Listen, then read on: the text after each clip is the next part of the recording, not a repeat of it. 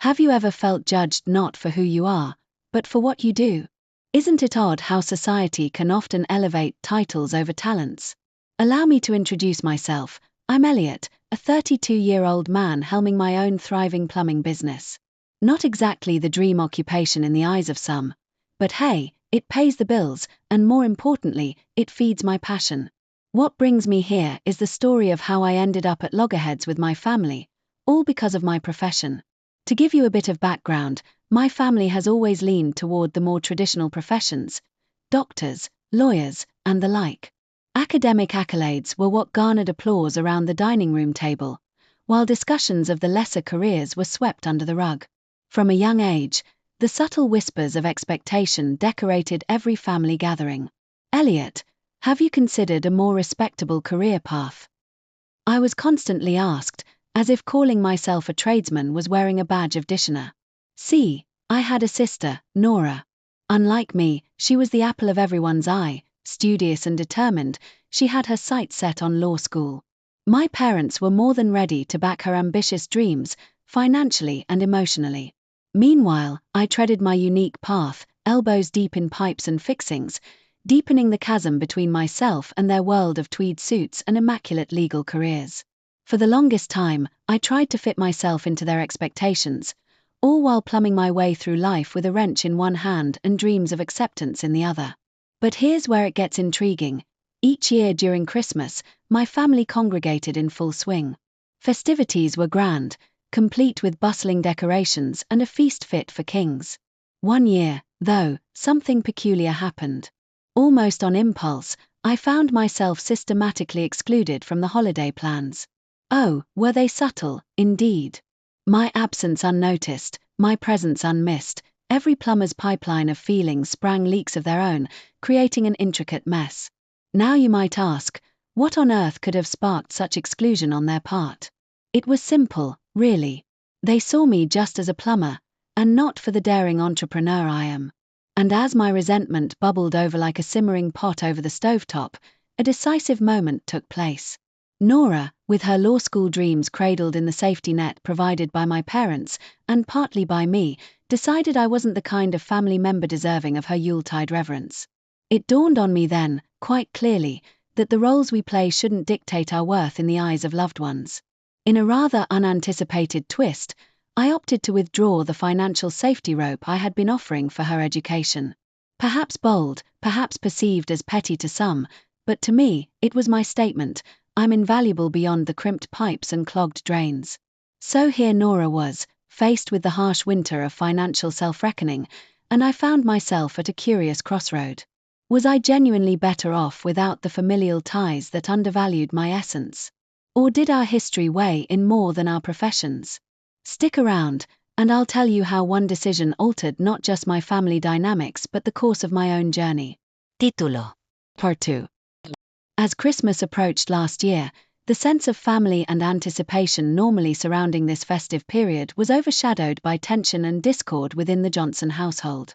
John's decision to withhold financial support for his sister Lucy's education wasn't born overnight. Let's delve deeper into the series of events that led to this heart-rending decision. To understand this family conflict, we must rewind to 3 years ago. John Johnson had just started his plumbing venture in Abington, a modest town in the southeast renowned for its rich historical architecture. Despite the stereotypical view of plumbing as a less than desirable career, John found both passion and profitability in his work. His enterprise, Johnson's Pipe Dreams, quickly gained a good reputation for reliability, which was not an easy feat in a market dominated by larger, more established competitors. Meanwhile, his younger sister Lucy, 7 years his junior, had embarked on a notable journey of her own. A bright, ambitious student, Lucy had been accepted into Somerset University's prestigious law program, a momentous achievement that brought immense pride to the family. Given the high costs associated with law degrees, John stepped up, voluntarily covering a substantial portion of her tuition. This financial support was meant to allow Lucy to focus solely on her studies without the burden of debt or part-time work. Yet, as Lucy's educational journey progressed, John began to notice a subtle yet painful shift in family dynamics. Gone were the days of mutual respect and support. Instead, the family seemed to align itself increasingly with Lucy, often belittling John's occupation. What hurt the most were the snide remarks during family gatherings, some insinuating that John's work was somehow inferior or dirty. Comments like, "When will you join the real professionals?" became a common refrain, especially from relatives during the annual Christmas dinner. That fateful Christmas Eve of 2022 marked the tipping point. Gathered at their parents' cozy home, conversations flowed amidst the aroma of spiced cider and freshly baked cookies. However, the warmth of the occasion was marred by yet another round of elitist jokes targeting John, focusing on his unworthy career choice. The laughter over the roast clearly pointed in his direction, leaving John feeling humiliated once again. For John, this wasn't just a simple Yuletide jest. Each word was a reminder of the lack of respect his family had for his hard-earned success. Despite voicing his discomfort that evening, he was met with dismissive apologies and phrases like, "Come on, it's just a joke," further alienating him. In early January 2023, John re-evaluated his role in his sister's education. Supporting someone's dreams, he reasoned, must come hand in hand with mutual respect. By March of the same year, after much internal debate and several attempts to resolve grievances with his family privately, John made his final decision. He chose to withdraw financial support for Lucy's law school. Lucy was crushed when news reached her, prompting a barrage of emotional appeals. Yet, those conversations only highlighted how isolated John had become within his own family. Not a single acknowledgement of the pain their constant disdain caused him, only questions about how he could be so selfish as to jeopardize Lucy's future. By mid-2023, the rift in the family was well-defined. Not only did John distance himself emotionally, but he also chose to spend less time at family events. Birthdays, Thanksgiving, and other occasions passed with his polite but firm absence notes. For John, the clarity was liberating, his energy redirected into expanding Johnson's pipe dreams, which was flourishing more than ever. Interestingly, this decision didn't destroy John's relationship with his sister as some might assume. By September 2023, Lucy had reached out multiple times, not for financial assistance but to mend their relationship, free of past resentments. Though progress was slow, they managed to start rebuilding a rapport grounded in mutual respect and understanding rather than obligations and stereotypes. Today, John stands at a crossroads. While proud of his accomplishments, a lingering sadness remains over the familial bonds tattered by societal judgments. With the next Christmas approaching, he wonders if this could be an opportunity to mend wounds, or will the ghosts of past gatherings persist? Learning to forgive but not forget remains an ongoing journey.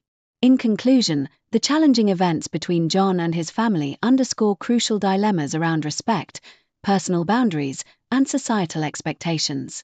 Navigating these waters has reshaped how John sees himself and those around him.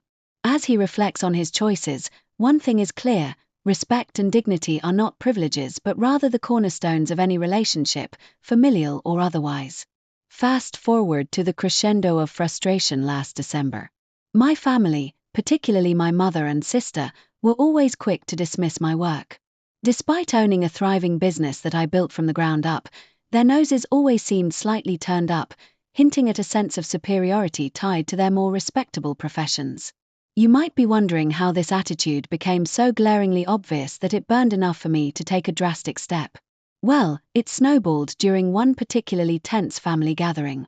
Christmas had always been a time for us to huddle together, share stories of the year gone by, and relish in hearty laughter and festive meals. But this time was different. There was an unmistakable air of elitism suffocating the room. As everyone went around the table sharing life updates, when it was my turn, the response was tepid at best. My sister, Leah, bright and ambitious, knee-deep into her law studies, felt the need to casually remind everyone how much more significant her achievements were, subtly alluding to her belief that the legal field somehow trumped my contributions as a plumber. My heart sank, realizing how this misguided comparison had been brewing her mind for some time. In this particular conversation, it was evident Leah was wrapped in the societal bubble, where the prestige associated with a highbrow career seemed to define worth. She donned a facade of congeniality but slipped in sly jabs at how plumbing couldn't possibly hold a candle to the intricacies of law, as if the pipes beneath the city that tirelessly run without fail were somehow less important. Conceptually, it boils down to the societal valuation of professions. Our world frequently places an intangible value on career paths, kitsch as they may sound, judging them not just by the contributions made but by the perceived class attached to them. This unfortunate stance often breeds unnecessary division. It fails to recognize the collective effort needed to keep the fabric of society tightly knit. Each role, regardless of title, plays its part. Whether you're soldering pipes or navigating complex statutes, all professions intertwine to create a functional society. The imbalance in perception struck a deep chord, filtrating through the family dynamics, and left chills that Christmas felt. The tension was palpable and unyielding. It painted the entire evening with a shade of coldness not even the warmest of hugs could thaw. On that day, my mother stood complicit in her silence, sipping tea that seemed to scald less than the condescension dripping from Leah's words. They were so caught up in the charade of respectability that the family bond frayed under the weight of their ignorance. There was no appreciation for the skilled labor that remains unseen and essential, overshadowed by a misplaced ideal that one field of work defines you more than your character and achievements. By the end of the night, the merry jingles and twinkling lights had lost their brightness, with the glow overshadowed by unspoken grudges and unaddressed issues. I walked back to my apartment, their laughter ringing in my ears, but devoid of the warmth that such occasions should cultivate.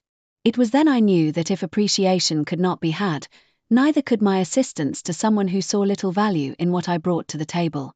In cutting Leah off financially, it was not a mere retaliation but a necessity to enforce boundaries that hadn't been respected. A clearer future loomed on the horizon, one where my worth was not dictated by their skewed appreciation scale. Surrounded by the clinks of metallic tools and the reassurance of solid craftsmanship, I found solace in my workspace, a humble refuge far removed from their misplaced elitism.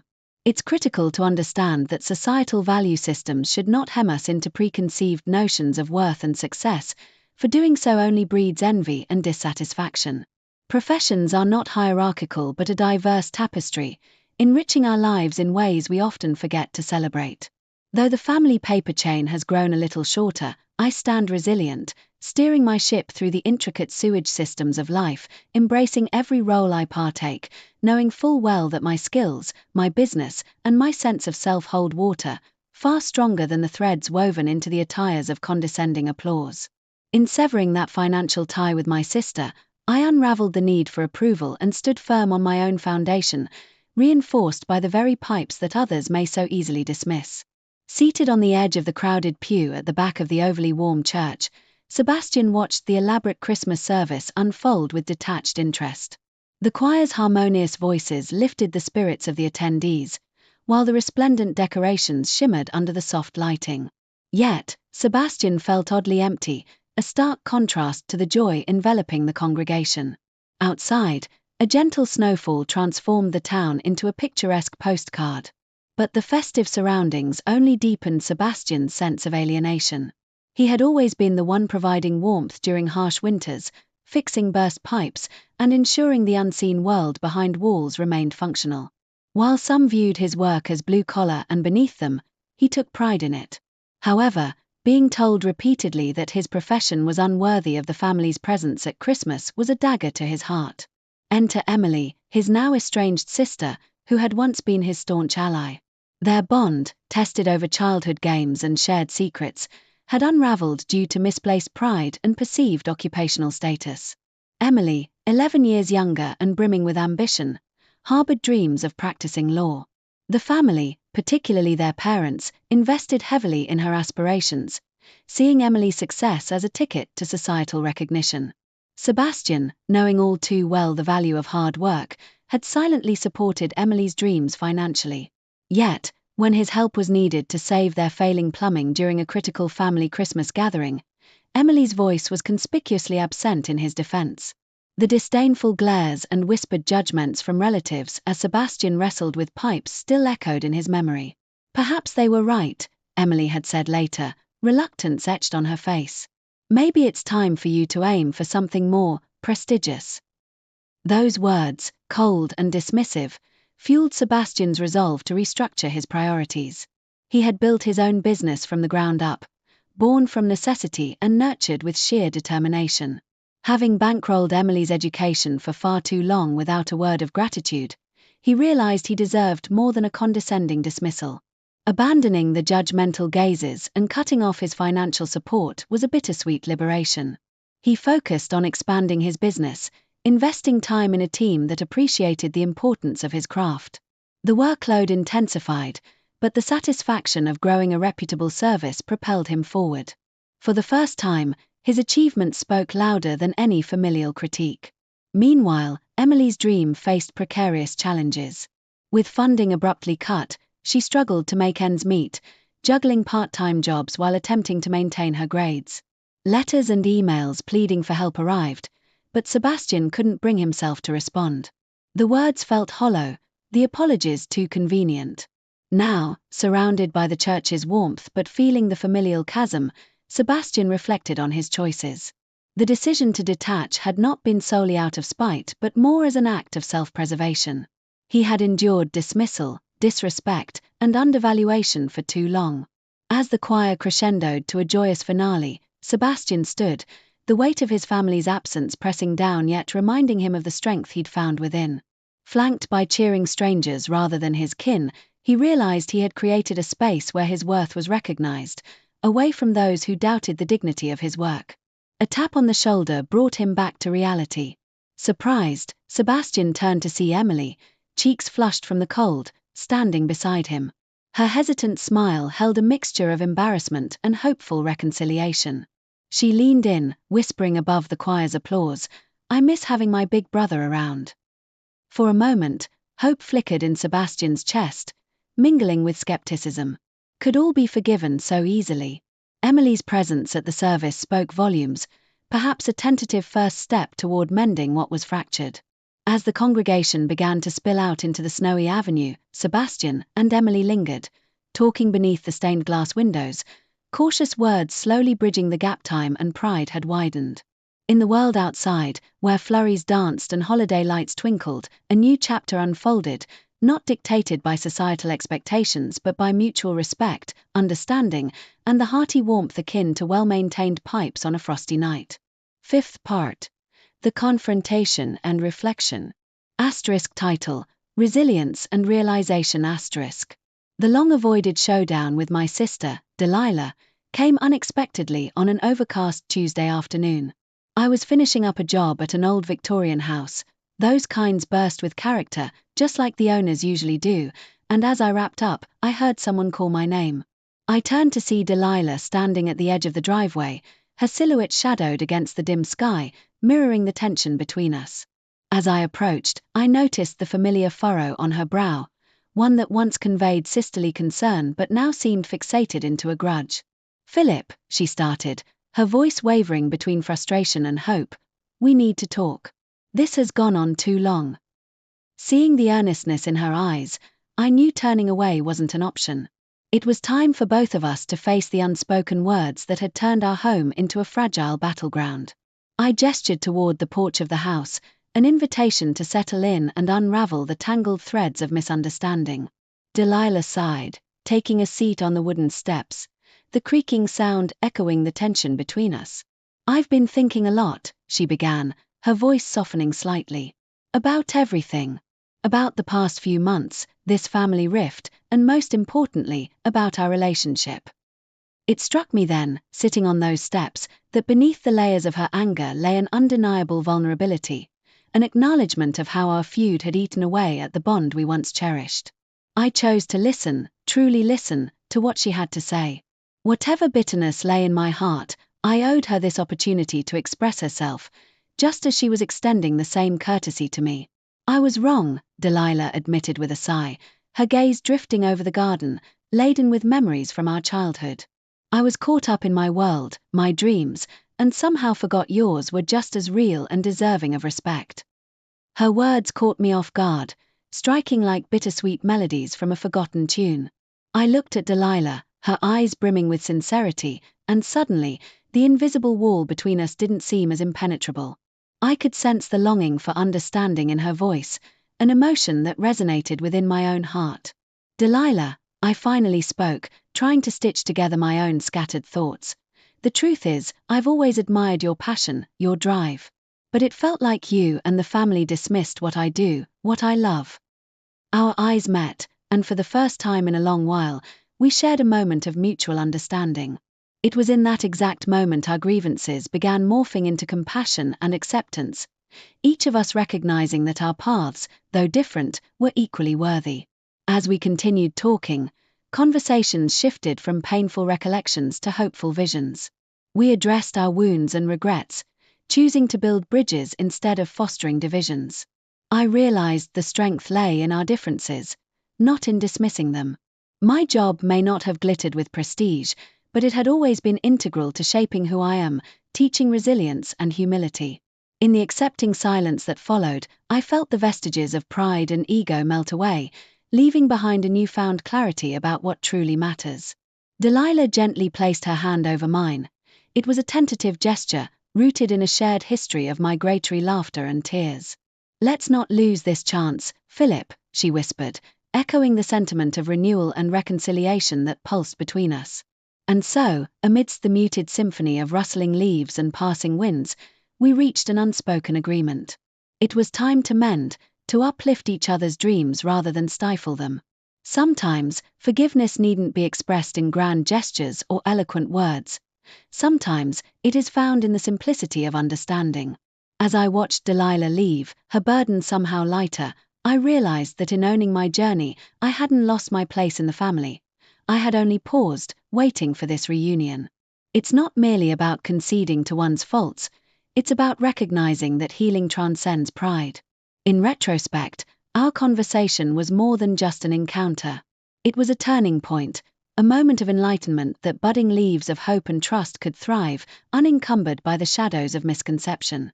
And that's when it hit me.